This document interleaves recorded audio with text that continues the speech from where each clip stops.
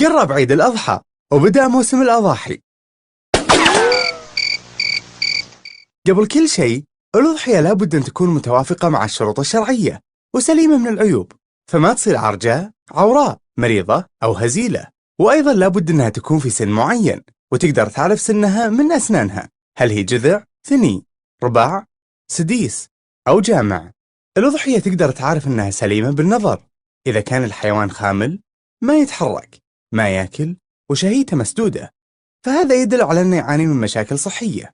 وإذا كان لون صوفه شاحب وعيونه مصفرة أو محمرة ورأسه متدلي للأسفل، فهذه دلالة ثانية على مرضه. وممكن أيضا تفحص الأضحية باليد، وذلك بأنك تلمس تحت رقبتها، مقدمة الصدر، ظهرها أو ذيلها، لتتأكد من عدم وجود أي جروح، دمامل، خراريج أو تورمات. وأيضا احذر أن البائع يغشك.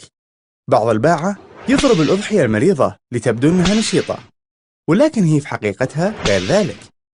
وبعضهم يرفع الأضحية من الأمام ليعطي انطباعا خادعا بأنها سمينة.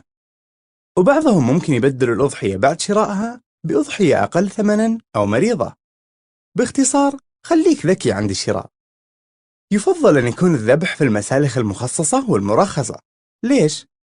لتضمن سلامة الذبيحة بأنه يكشف عليها طبيب بيطري قبل وبعد عملية الذبح، وأنها تذبح من خلال جزارين متخصصين، وأن البيئة تكون مناسبة، والأهم أنه يتم التخلص من مخلفاتها بطريقة صحية. لكن إذا بغيت تذبح في البيت، هذه بعض النصائح اللي راح أكيد تفيدك. لا تطعم الأضحية قبل الذبح ب 12 ساعة، وشربها الماء بكثرة لتقلل الفضلات في أمعائها. استخدم سكين حادة، ووجه الذبيحة ناحية القبلة، وسم بالله، وتأكد من قطع القصبة الهوائية والأوداج والمريء ليخرج الدم بسرعة وتريح الذبيحة. وانتبه من قطع أمعاء وكرش الذبيحة حتى ما تخرج الفضلات ويتلوث اللحم. بعد سلخ الذبيحة، اغسلها بماء نظيف صالح للشرب حتى تزيل أي فضلات عالقة. وبعد تقطيعها، احفظها في عبوات وأكياس بلاستيكية حتى تحميها من الغبار والتلوث.